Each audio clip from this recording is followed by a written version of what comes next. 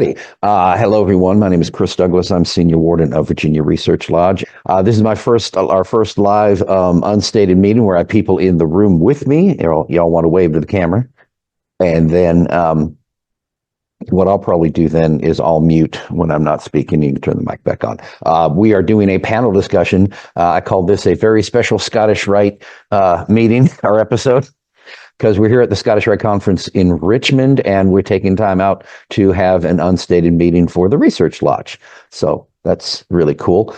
Since everybody's here, I'm not going to send my usual links around, but you can ask me afterwards if you don't have links to our Facebook page or what have you. I think most of you are already in our group.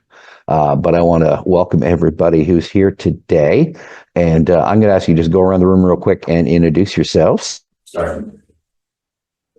Wes Latchford from the 35th Masonic District in Virginia Beach, Virginia, and also the Director of Education for the Norfolk Valley Scottish Rite, and also the DEO for the 56th District. Hi, Terry Smith. I'm the Veteran Master of the Alexander Scottish Rite here at the conference. I'm also the King of the Frontier number 25 chapter, and I'm at Henry, Senior Warden. Henry number 57. So looking forward to today's discussion. Bill Pleasance, 25th Masonic District, also the Valley of Lynchburg for Scottish Rite. Tim Thorman, Master of Buena Vista Lodge number 186 in Buena Vista, Virginia, and the Junior Warden of the Valley of Lynchburg, and District Deputy High Priest for the 14th Capitular District of the York Rite. Hi, John Suit, Freedom Lodge 112, Eldersburg, Maryland, also member of Alexandria Scottish Rite, past Commander of Kadosh. Mike Taldo, past Venerable Master, Alexandria Scottish Rite, past Master of Freedom Lodge number 112 in Eldersburg, Maryland. Nice. All right. And as you can see, everyone here is much more qualified to be here than I am, but you're stuck with me as your host. Okay, so how about I'll pose a question, and then I don't expect everybody to answer every question. We just sort of raise your hand and then go, and then we'll see whoever wants to respond. I've got a total of 1, 2, 3, 4, 5, 6, 7, 8 questions, and we may hit them all up. We may not, depending on how long the discussion goes. Ooh, okay, now we talked about retention earlier. This is a different question. How can lodges and grand lodges recruit new members without actually recruiting? Well, that's the question, isn't it? I think there's a number of ways you can do that, and I think would be encourage your members to talk to, probably starting with their families if they have sons, grandsons, nephews, things like that. My very first memory of anything about Masonry was from my great uncle, who was kind of this larger in life character. He was a ball player and then a sports writer. And I remember hearing he was a 33rd degree Mason, and I didn't know what that was. But it's something that kind of stuck with me. And I asked my mom about it and things, and we have different Masons throughout both sides of our family, And it was just, I remember him being a great guy and all that, and that kind of just stuck. And I think, the more you can impress upon, because typically Masons are very good people, typically very principled and things like that. Just letting them know that you're a Mason, I think, is okay. That doesn't mean you're asking someone to come be one with you or anything like that. But if you are a good example, I think it's important that they understand that, yeah, you're a good person, but you're also, a Mason. I think that goes a long way for people, especially earlier.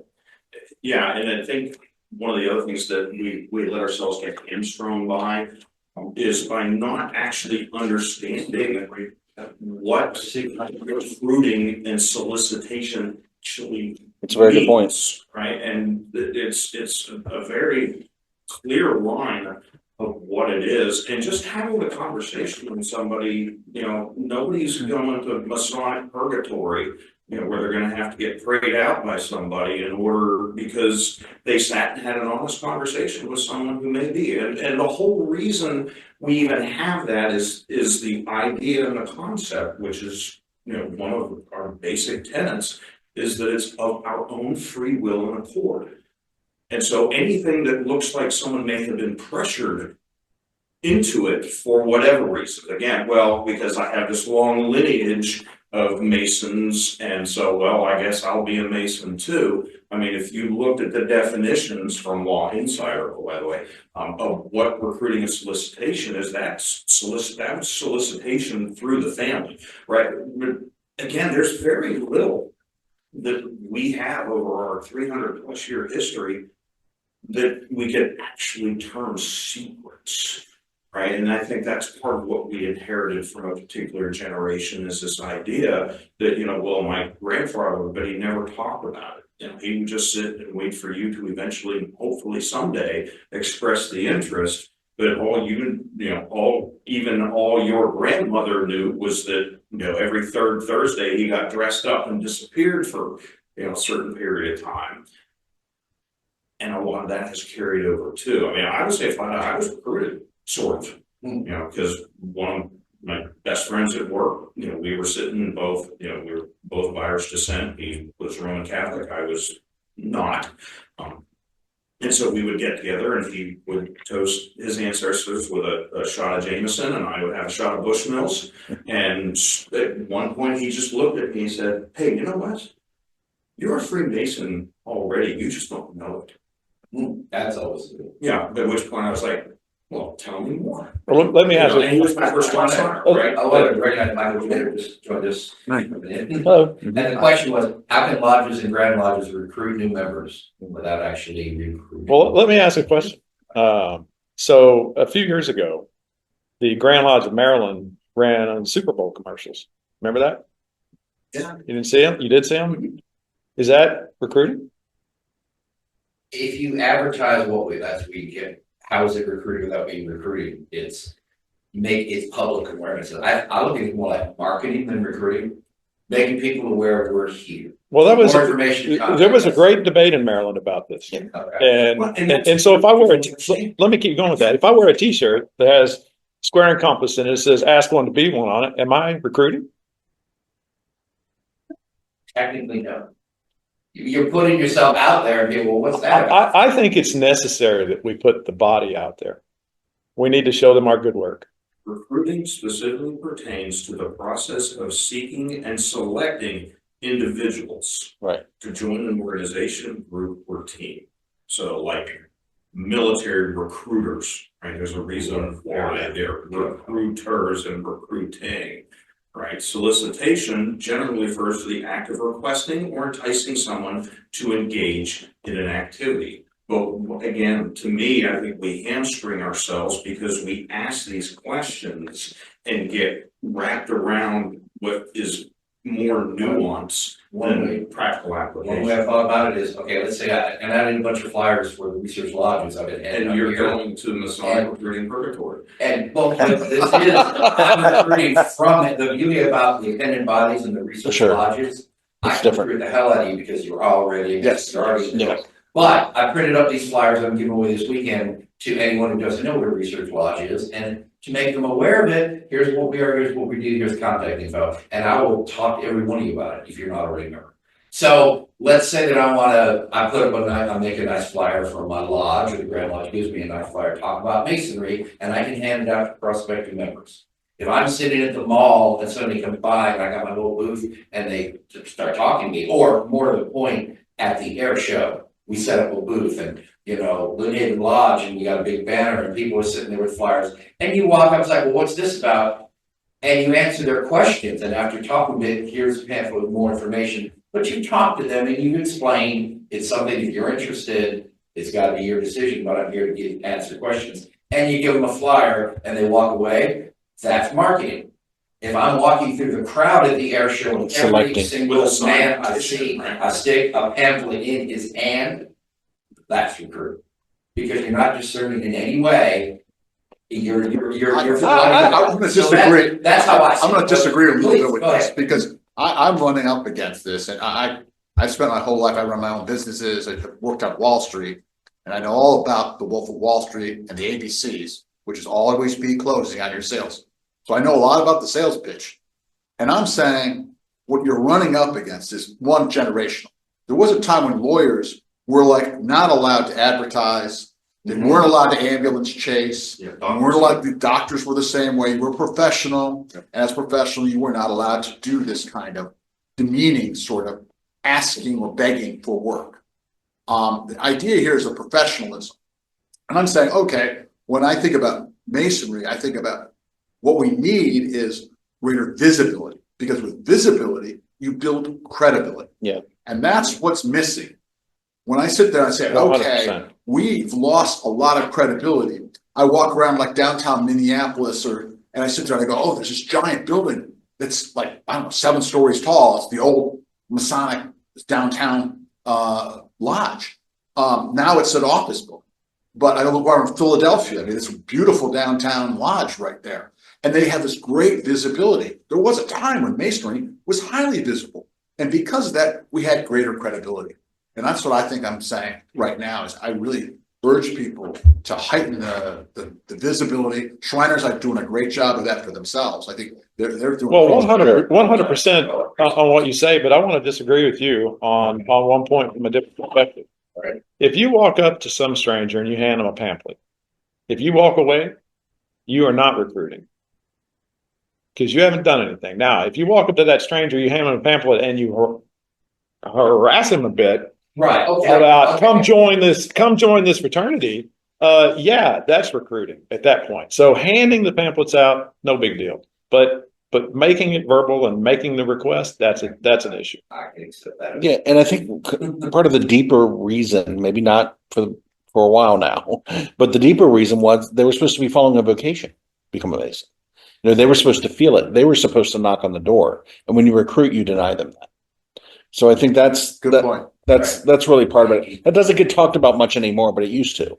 And that's I think, you know, I actually had the impetus to knock on a door and I didn't do it. Knock on a door, you know, 10 years before I became a Mason. And no one came to recruit or anything like that. My mentor I worked with for a long time.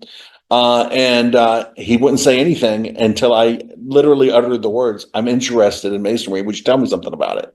And then he was like a floodgate, of course. Right. But that was, but he kind of shared that, that thought process of it's on you to come seek us out. I want to touch on the reason we don't recruit. And you mentioned military recruiter, which is a great analogy of sense. There was a thing, the military probably still has this, called buddy program, where you want to join and your friend comes in with you. I knew 2 girls in my high school who both joined the Army. One joined the Army because she really wanted to join the Army. The other one joined because her best friend was joining the Army. The first one spent 20 years, had an illustrious career in the Army, and finally got out. The other one washed out of boot camp because they didn't go in the Army to be in the Army. They went in the Army because their best friend was there. So to me, the buddy program is a terrible idea. From the military perspective, it's numbers, and that's all we give a crap about. But it's a terrible idea because people aren't joining the Army because that's what they want to do. It's, oh, well, I'm going to be there with my friend.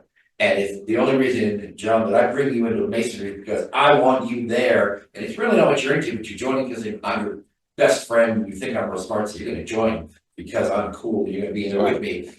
I know, no one believes that, but you would join for my sake, not Right. yours. Right. So the phrase I'm not going to say out loud. So, Yeah, exactly. But that's the whole point. You're joining because you want to be there, and the fact that you're knocking on the door is proof in your mind you're there for your reasons, not because anything I told you about it. And that's why recruiting is a bad idea. I want to say, if you're watching this online, please like and subscribe. This has been a unique experience. I will try and do this again in the future. It was a lot of fun. It is an adjustment for me as the host to be trying to pay attention to y'all sitting here with me. And fortunately, we only had Brian for a few minutes. We didn't have a whole bunch of other attendees. I want to do this more often. I'm going to give every one of you a chance to any final words before we close out. Start with Wes. Don't be first. Think about your Freemasonry. Don't just attend lodge. Increase your expectations of what you want to get from the craft, because that in turn will help hopefully increase the expectations of the lodge in what they are to provide to you in return. Again, lead by example. Let people see what you like in Freemasonry. Don't tell them. Let them see, and that creates the question. That's a good point. Yeah, I would say Freemasonry isn't for everyone, but if you feel compelled, knock on the lodge door and find out when they're going to meet, and give the lodge secretary a call and see if you can just come out to dinner or with the members or something. I just want to stick on a theme that I think is critical. You need to be visible, and you need to advertise the craft. Wear the hats, wear the shirts, wear the rings, make it known. Our next unstated meeting will be October 19th. We have Masonic Family Day next week up here in Richmond, and then Civil War after that. So October 19th will be Chad Kopensky, who has been a frequent speaker here, and he will be giving a talk.